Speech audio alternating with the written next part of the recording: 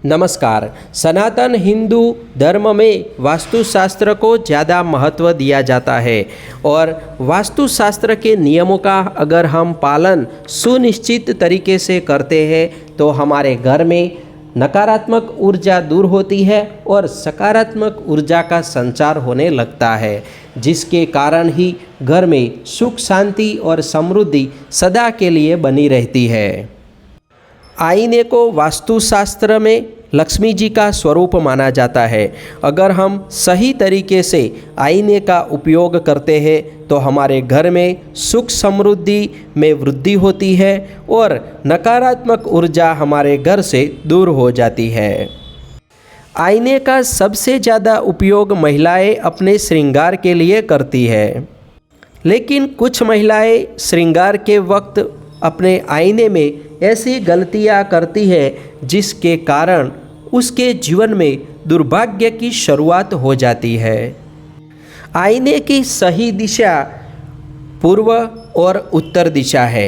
हमारे घर में आईना उत्तर और पूर्व दिशा दोनों ही दीवार पे रखना चाहिए, क्योंकि इस दिशा के सिवा कहीं और भी हमें आईना रखना नहीं चाहिए।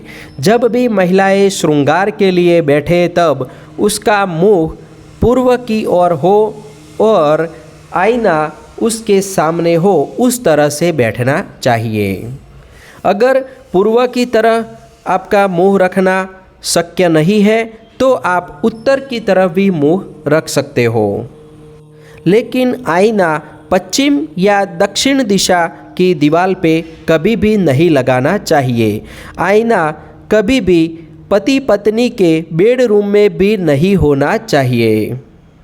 जब महिलाएं श्रृंगार कर रही हो तब उस बात का ध्यान रखें कि वह अपने आप को सबसे ज़्यादा खूबसूरत ही समझे।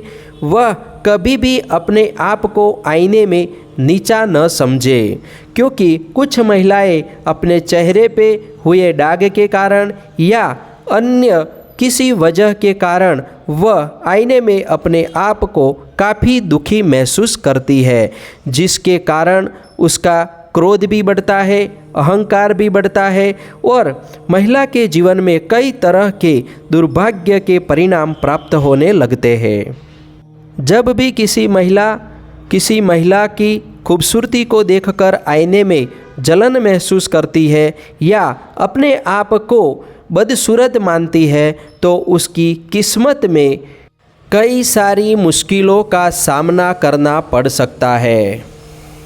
अगर कोई भी महिला, पुरुष या कोई भी बच्चा हो, आईने में देखकर वह क्रोधित होता है, वह अगर अच्छी हरकतें नहीं करता है, आईने में किसी को गालियाँ देता है या आईने में वह किसी की निंदा करता है, किसी से ईर्ष्या करता है, जैसे कोई भी वह गलत कार्य अगर आईने में देखकर करता है तो उसको अशुभ परिणाम ही प्राप्त होते हैं।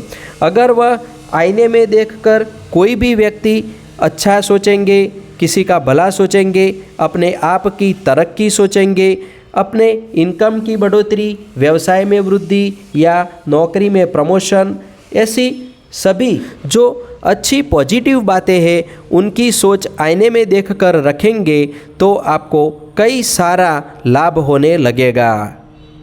किसी भी व्यक्ति के सिर के सामने ही आईना होना चाहिए। आईना कभी भी अपने सिर से नीचे न रखे।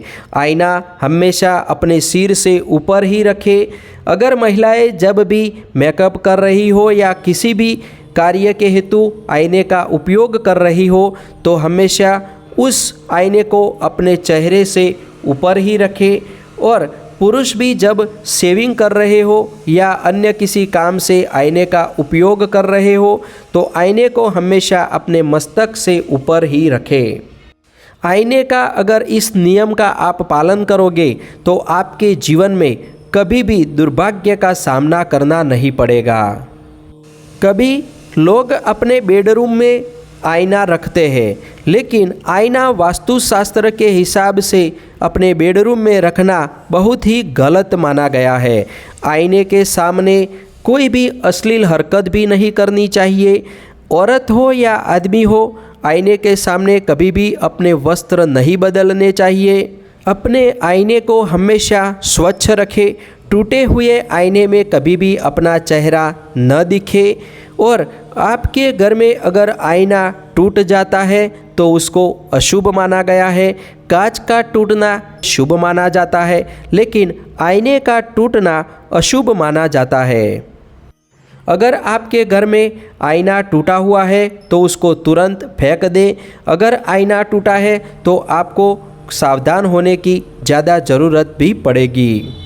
दोस्तों, खासकर जब भी महिलाएं या पुरुष या बच्चे आईने का उपयोग करें तब आईना अपने सिर से नीचे ना हो, उसका खास ध्यान रखें।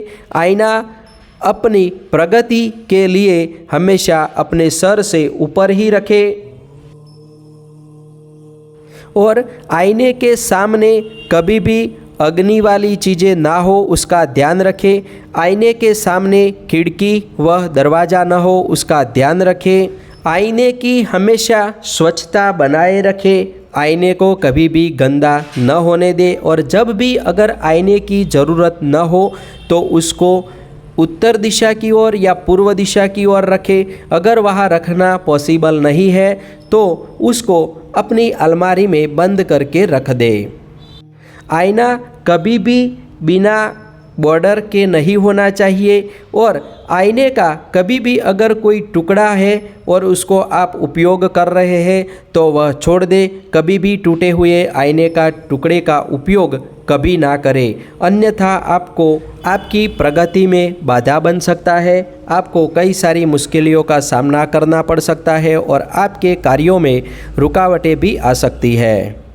दोस्तों, राशिफल, आध्यात्मिक माहिती या वास्तुशास्त्र की जानकारी के लिए चैनल को आप सब्सक्राइब करना न भूलें। अगर आपको वीडियो पसंद आया हो तो अन्य लोगों को शेयर करें और वीडियो को लाइक अवश्य करें। धन्यवाद।